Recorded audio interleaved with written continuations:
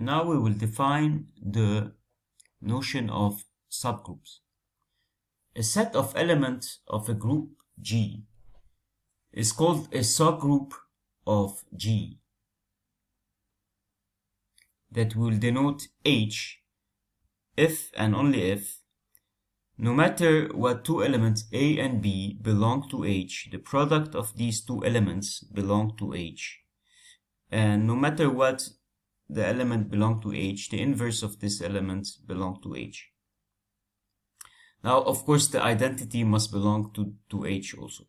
So, for example, for the group of symmetry of the equilateral triangle that I said is the point group C3V. So, for this group, okay, the elements E, C3, and C3 square form a subgroup of this group. Two other possible subgroups are E sigma 1, E sigma 2, and E sigma 3.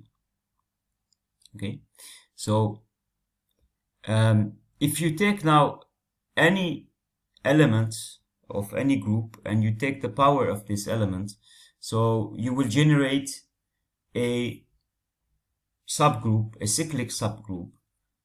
Okay, as for this subgroup, for example, this subgroup is generated by C3. These ones are generated by sigma 1, this one by sigma 2, this one by sigma 3. Okay, but this doesn't mean that all the subgroups are generated by one element and they are cyclic. But if you take the power of one element, they will generate subgroups.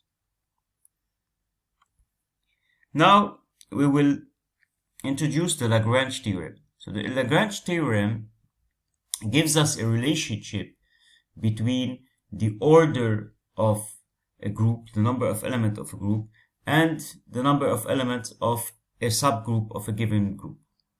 So basically, the number of elements of a subgroup must be an integer divisor of the number of elements of the group.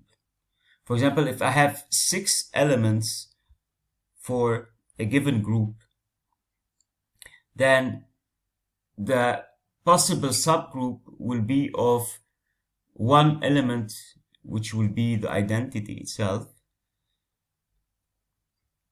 2 elements, so the identity plus another element, and or 3 elements, or 6 elements means the group itself. Okay, this is if I have a group of 6 elements. So the order of the subgroup must be an integer divisor of the order of the group. And now we will prove this theorem. So now we are going to prove this theorem. So let H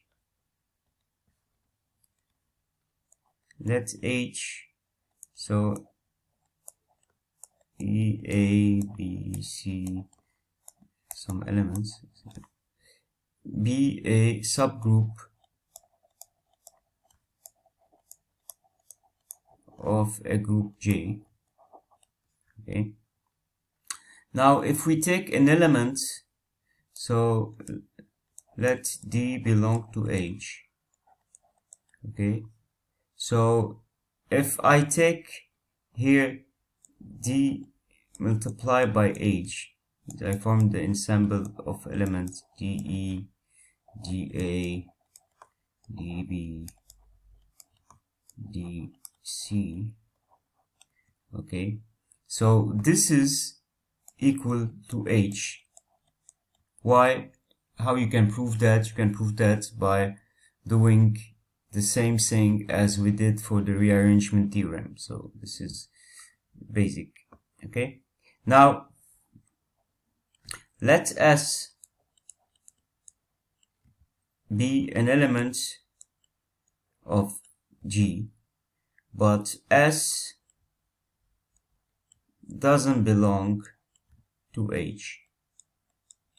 Now if I take S multiplied by H, same thing here, I form the ensemble of elements S, SA, SB, etc.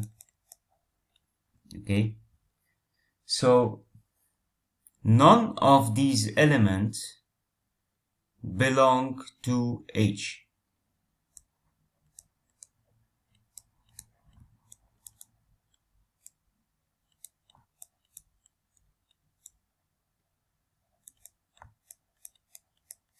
So how we can prove that? Okay, if I prove that the following, okay, so if SA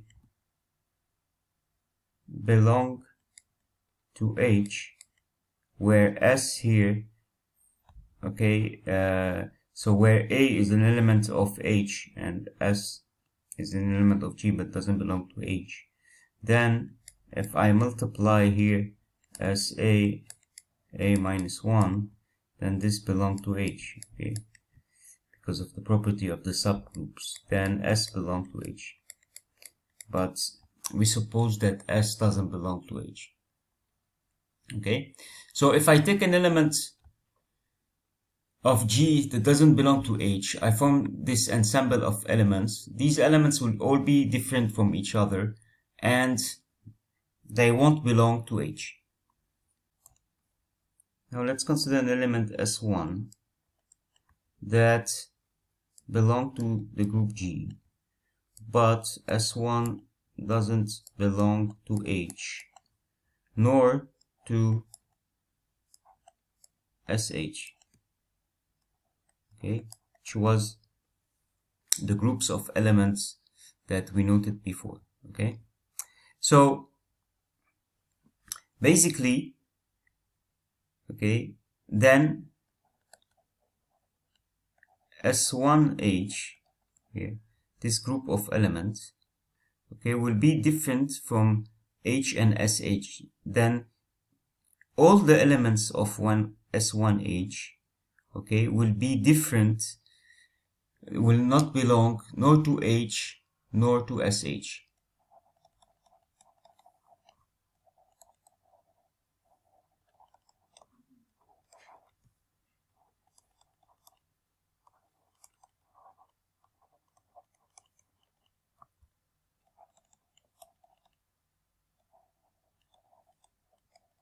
Okay, so basically we proved before, okay, that the fact that the older element of S1H don't belong to H, this you can prove it as we proved for SH. Now, all the element of S1H don't belong to SH, okay? So suppose that we have one element, okay, that we have one element of S1H, so I can write this element as S1A, where A belongs to H, okay?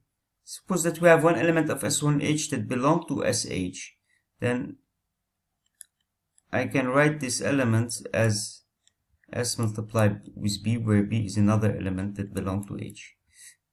But this would mean that S1, if I multiply now by A minus 1 from the both sides,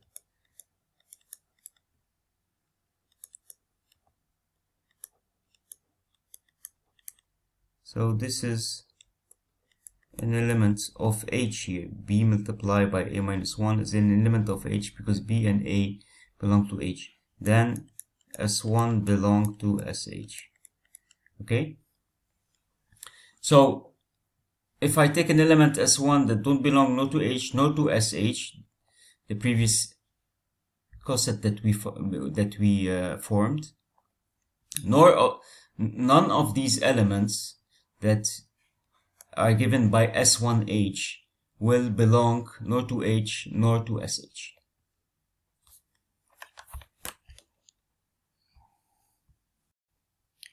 This means that now I can regroup the elements of G, okay, the following. So the elements of H, the elements of H, the elements of SH, the elements of S1H, etc., etc., etc., etc.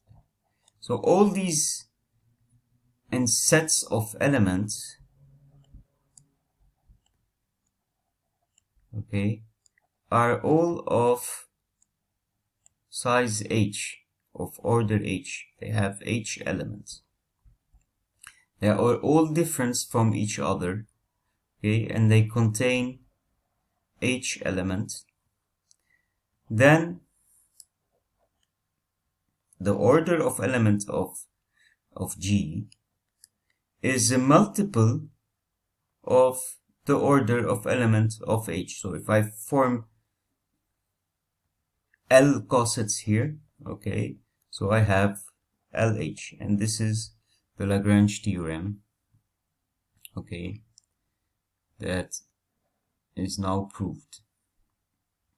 Now, by the way, these in sets of elements here are called left coset of H, okay, this is how they are called, okay. And if I